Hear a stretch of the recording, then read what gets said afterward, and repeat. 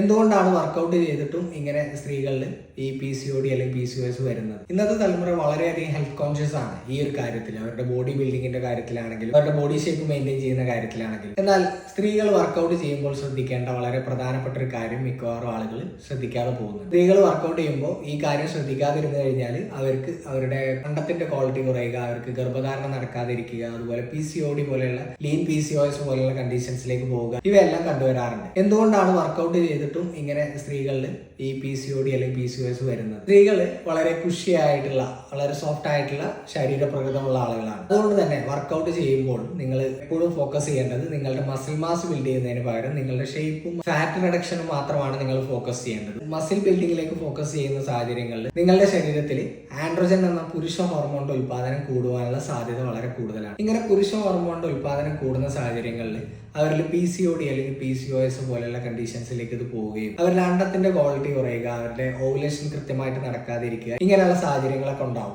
അതുകൊണ്ട് തന്നെ നിങ്ങൾ വർക്കൗട്ട് ചെയ്യുമ്പോൾ വളരെ മിതമായിട്ടുള്ള രീതിയിൽ വർക്കൗട്ട് ചെയ്യാൻ ശ്രമിക്കുക. നിങ്ങളുടെ ബോഡി ഷേപ്പ് മെയിൻറ്റെയിൻ ചെയ്യാനും വെയിറ്റ് റിഡക്ഷനും വേണ്ടിയുള്ള വർക്കൗട്ടുകൾ മാത്രം ചെയ്യാൻ ശ്രമിക്കുക. അല്ലാതെ നിങ്ങൾ മസിൽ മാസ് ബിൽഡ് ചെയ്യുന്ന രീതിയിലൊക്കെ വർക്കൗട്ട് ചെയ്യാൻ ശ്രമിക്കുകയാണെങ്കിൽ നിങ്ങൾക്ക് ഇതുപോലെയുള്ള അണ്ടങ്ങളുടെ ക്വാളിറ്റിയിൽ ഉണ്ടാകുന്ന പ്രശ്നങ്ങളൊക്കെ ഉണ്ടാവാനുള്ള സാധ്യത വളരെ കൂടുതലാണ്.